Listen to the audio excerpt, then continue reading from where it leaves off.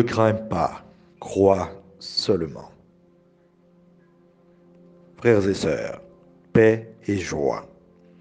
Bonne fête Notre-Dame du Perpétuel Secours, patronne d'Haïti. Aujourd'hui, dans la liturgie du 13e dimanche ordinaire, Dieu nous tend en Jésus une main secourable et il se révèle miséricorde, celui dont le cœur se déchire devant nos misères, qui n'attend que l'élan de notre pauvre foi. Nous sommes en présence de trois types de foi. Une balbutiante, celle de la foule qui suivait Jésus. Une progressive, celle de la femme hémorroïs. Et une foi accomplie, celle de Jaïr. Nous nous trouvons probablement dans l'une de ces catégories, ou du moins nous sommes encore en recherche. Sachez que la foi est l'un des plus beaux cadeaux de Dieu. Les textes de ce dimanche nous font expérimenter la puissance de la foi à travers deux grands miracles.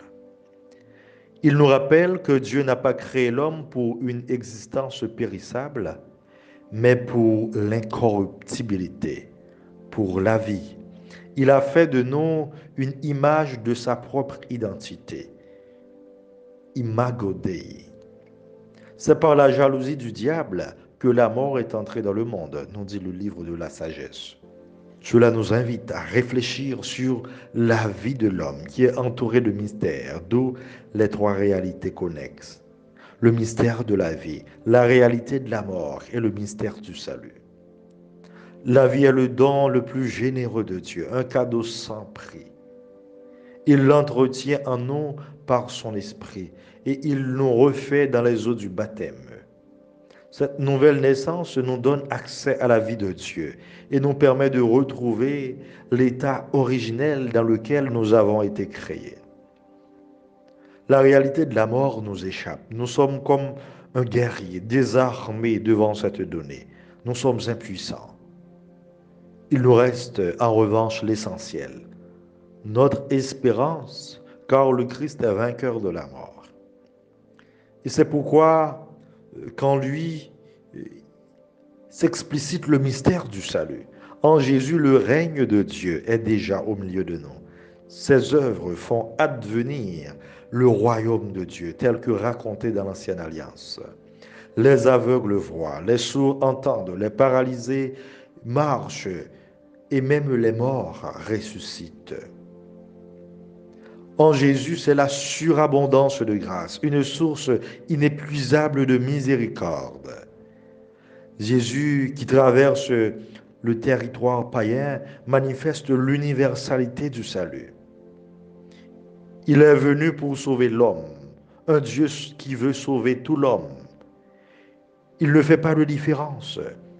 Le salut que Dieu nous offre en Jésus est inconditionnel. Il se moque de nos appartenances sociales, de notre condition de vie, de notre apparence, de la fréquence, de notre participation à l'Eucharistie et aux autres services religieux. Il nous fait comprendre ici et maintenant que nous pouvons tous jouir de sa grande miséricorde, de ses bienfaits et grâces.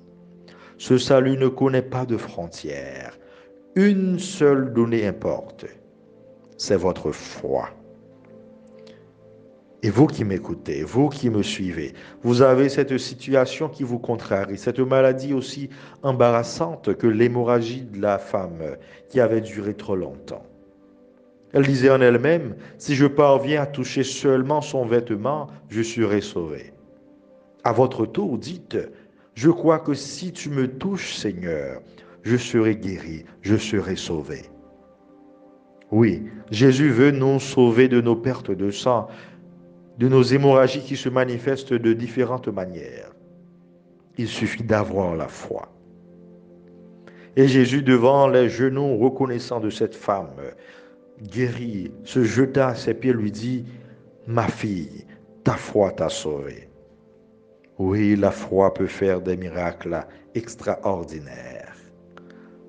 En revanche, le cas pour lequel Jésus s'était déplacé, la fille de Jaïr, était devenu un cas désespéré, un cas perdu.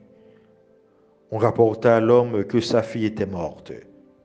Nous aussi, probablement, nous sommes en train de vivre une situation désespérée, une qui paraît être sans issue à nos yeux.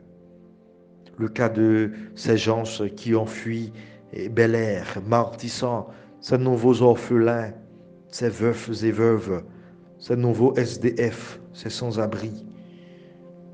Et voilà que les gens se viennent décourager, jaillir.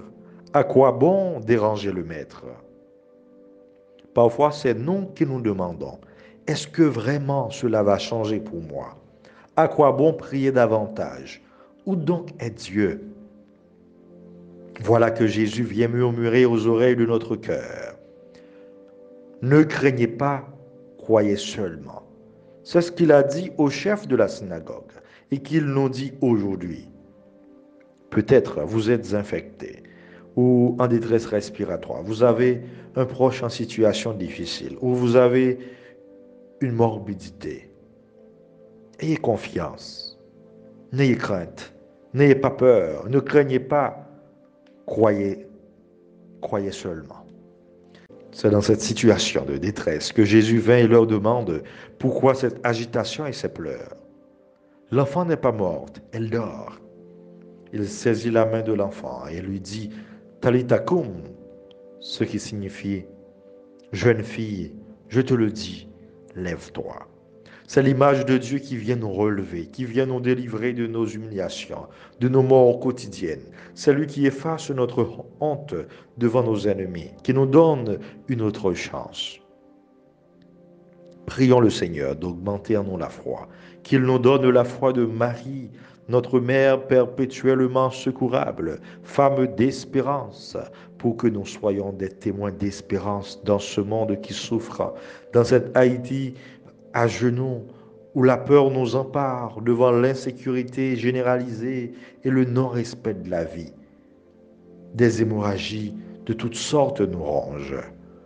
Nous sommes à genoux et nous avons besoin d'entendre ta voix, Seigneur, qui nous dit, mes fils, mes filles, levez-vous et nous serons prêts à partager le repas de la vie éternelle, ton corps et ton sang. Qu'il en soit ainsi pour nous aujourd'hui et pour les siècles sans fin. Amen.